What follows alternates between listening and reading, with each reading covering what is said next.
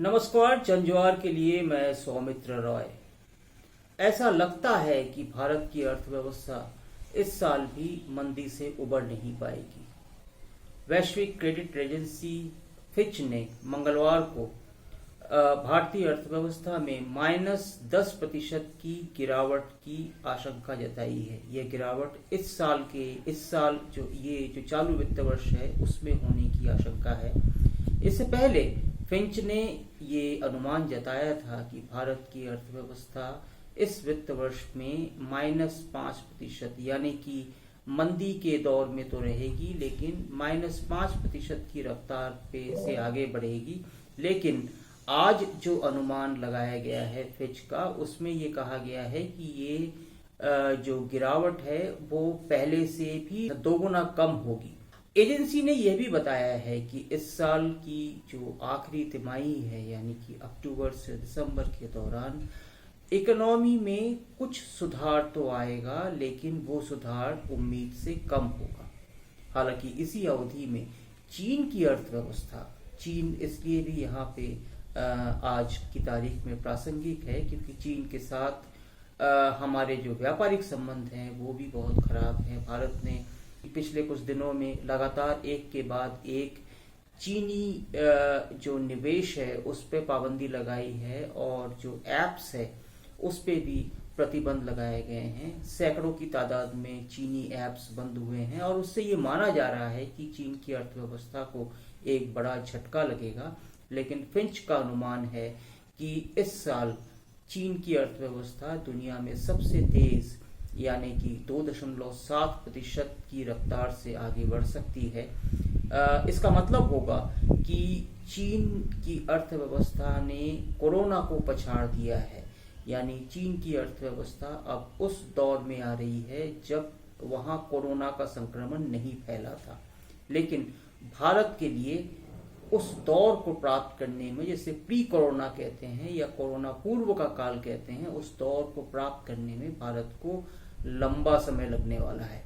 इससे पहले आरबीआई के पूर्व गवर्नर रघुराम राजन ने उनका एक प्रोफाइल है लिंक्डइन पे। लिंक्डइन एक नेटवर्किंग साइट है, प्रोफेशनल नेटवर्किंग साइट है, उसमें उनका एक प्रोफाइल है और उस प्रोफाइल में रघुराम राजन ने ये इस बात पर अफसोस जताया है कि कोरोना की मार से जो भारतीय अर्थव्यवस्था है और उसमें जो मंदी छाई हुई है उससे निपटने में भारत के राजनेता और नौकरशाह बहुत ज्यादा काम नहीं कर पा रहे हैं और उनका रवैया दुर्भाग्यजनक है। राजन ने एक बार फिर इस बात को दोहराया। इससे पहले भी उन्होंने कांग्रेस के सांसद और पूर्व अध्यक्ष राहुल गांधी के साथ एक बातचीत में उन्होंने ये बात कही थी कि भारत की जो राजनीति है, भारत का जो सरकार है, वो कोरोना से निपटने में उस तरीके से कामयाब नहीं हो पा रही है, खास तौर पे गरीबों और कमजोर वर्गों की मदद के लिए आगे आने में। राजन ने एक बार फिर कहा कि जीडीपी को ऊपर उठाने के लिए सरकार को खर्च बढ़ाना पड़ेगा। सरकार जो अभी खर्च नहीं कर पा रही है उस खर्च को बढ़ाना पड़ेगा। और लेकिन सरकार क्या कर रही है? सरकार अपनी संपत्तियों को बचाने में लगी हुई है और रघुराम राजन ने इसे बहुत दुर्भाग्यजनक माना है और उन्होंने कहा है कि जो गरीब और कमजोर वर्ग के लोग हैं भारत में, उनके लिए ये बहुत ही खतरनाक बात है। आपको बता दें कि राष्ट्रीय सैंपल सर्वे जो सर्वेक्षण का, या जिसे हम एनएसएसओ के नाम से जानते हैं, उस संगठन ने पिछले दिनों भारत की जीडीपी में अप्रैल से जून की तिमाही के दौरान लगभग 24% की गिरावट का ऐलान किया था। बाद में भारत के पूर्व इकोनॉमिक प्रोफेसर प्रणब सेन ने दावा किया कि असंगठित क्षेत्र को अगर इस एनएसएसओ के आकलन में मिला दिया जाए तो आर्थिक गिरावट का दायरा -32% तक जा सकता है। यानी कि अगर हम देखें तो भारत की अर्थव्यवस्था में जो गिरावट है वो 24% से भी कहीं ज़्यादा है। और बाद में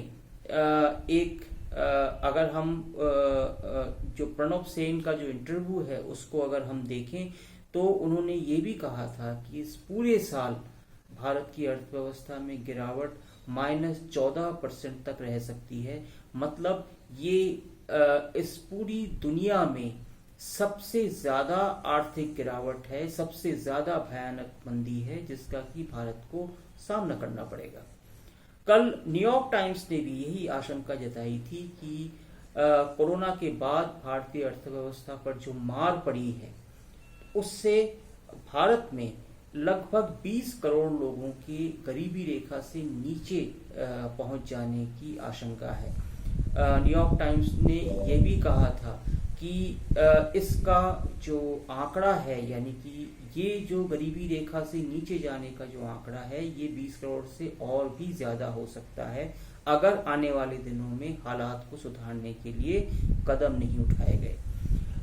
फिलहाल भारत की लगभग 35% फिलहाल भारत में लगभग 35 करोड़ लोग गरीबी की रेखा से नीचे गुजर बसर करते हैं।